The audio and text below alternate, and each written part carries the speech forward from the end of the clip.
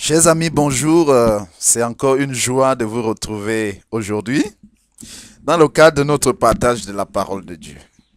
Permettez-moi de commencer tout d'abord à vous souhaiter une excellente, une agréable et une glorieuse année 2013. Alors, nous allons partager, comme toujours, la parole de Dieu. Aujourd'hui, le thème que j'aimerais partager avec nous, c'est le Dieu d'action et le Dieu de réaction. Le Dieu d'action et le Dieu de réaction. Vous savez, on a souvent donné beaucoup de noms au Seigneur. Par exemple, le Dieu pourvoyeur, Jéhovah Shalom, Jéhovah Nissi. Et chaque nom donne une particularité de Dieu. Chaque nom nous fait voir Dieu dans un angle. Aujourd'hui, nous voulons voir Dieu dans deux angles. Nous voulons voir Dieu comme le Dieu d'action. Nous voulons aussi le voir comme le Dieu de réaction. Nous allons comprendre cela tout au long du message. Et pour cela, nous allons lire Luc chapitre 1. Luc, l'évangile de Luc, chapitre 1 au verset 13. Luc, dans chapitre 1, verset 13, je vais lire. Mais l'ange lui dit, ne crains point Zacharie, car ta prière a été exaucée. Ta femme Élisabeth t'enfantera un fils et tu lui donneras le nom de Jean. Je reprends. Mais l'ange lui dit, ne crains point Zacharie, car ta prière a été exaucée. Ta femme Élisabeth t'enfantera un fils et tu lui donneras le nom de Jean. Le deuxième passage se trouve toujours dans le livre de Luc, mais dans les versets 30 et 31. 30 donc et 31, la Bible dit, verset 30, l'ange lui dit, ne crains point Marie, car tu as trouvé grâce devant Dieu. Et voici, tu deviendras enceinte, tu enfanteras un fils et tu lui donneras le nom de Jésus. Alors, nous voyons un ange qui est en mission dans deux familles, dans deux maisons. L'ange est d'abord envoyé auprès d'un certain Zacharie, marié avec Élisabeth. Les deux n'avaient pas d'enfants, parce que la Bible dit que Élisabeth était stérile. Et dans le cas de Zacharie, voici, l'ange dit que ta prière a été exaucée. En d'autres termes, l'ange est en train de dire que si je suis chez toi aujourd'hui, si je viens te délivrer ce message aujourd'hui, c'est parce que tes prières sont montées devant Dieu.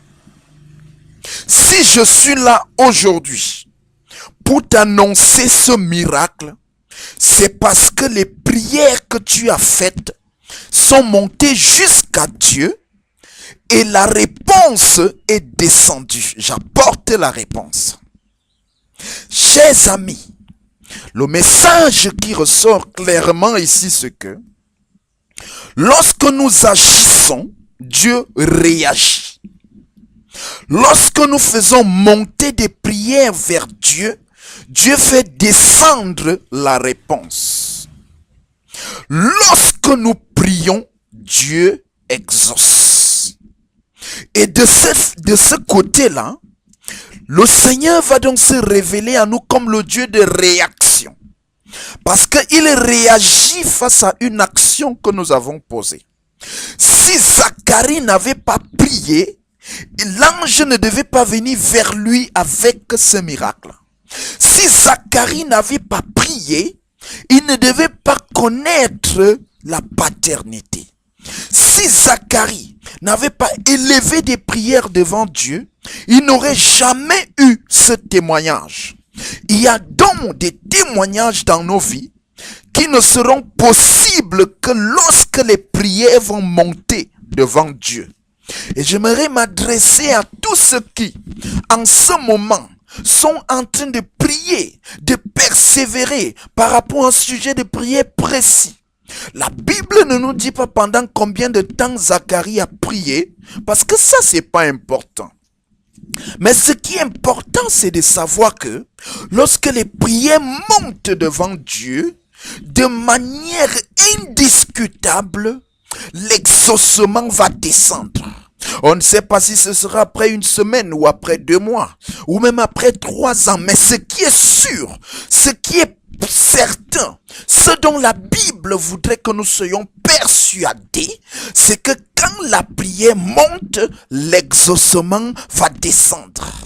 Cette prière que tu es en train de lever vers Dieu maintenant, avec foi, sache que l'exaucement va descendre. La Bible dit que lorsque vous priez pour quelque chose avec foi, croyez que vous l'avez reçu et vous le verrez s'accomplir. Pourquoi? Parce que le Dieu que nous servons est un Dieu de réaction. Dieu réagit à nos prières. Bartimée a prié, Dieu a réagi. Les 10 lépreux ont prié, Dieu a réagi. Il y a donc certains miracles dans nos vies que nous ne pourrons jamais expérimenter si nous ne savons pas manipuler l'arme redoutable de la prière. Le message que je voudrais annoncer aux chrétiens du monde aujourd'hui, c'est que au lieu de te plaindre, utilise l'arme de la prière, parce que Dieu exauce les prières. Peut-être tu es déjà fatigué. Tu te dis, oh, j'ai tellement prié. Mais la Bible nous dit de persévérer dans la prière. Parce que il y a certains sujets de prière pour lesquels tu as besoin d'intercéder pendant longtemps. Dieu va peut-être exaucer pour d'autres cas. Dieu va exaucer rapidement. Pour certains cas aussi, il faudra persévérer. Et Zacharie a compris cela. Il n'a pas. La Bible dit que les deux étaient déjà vieux. Ils étaient avancés en âge.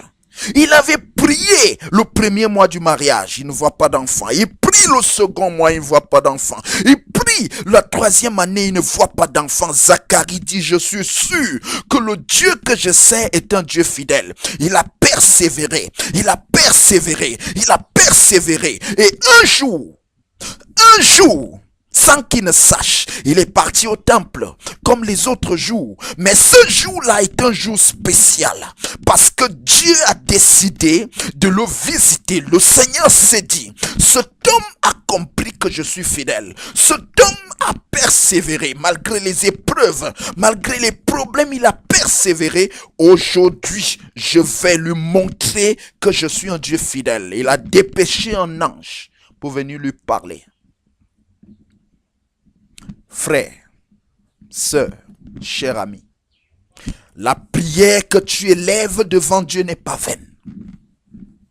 La situation est peut-être toujours la même, mais sur le plan spirituel, Dieu est déjà en train de prendre les dispositions pour que ta situation présente change. Le témoignage est sur le chemin, parce que le Dieu que nous servons est un Dieu de réaction. Oh Seigneur, donne-moi les mots qu'il faut pour prouver à ceux qui écoutent ce message que tu exauces. Oui, tu réponds aux prières.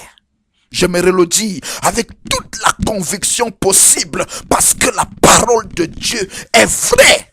Elle est vraie dans ta situation. Elle est vraie même pour ce cas d'impossibilité. Elle est vraie même pour cette maladie incurable. Elle est vraie. Elle est vraie.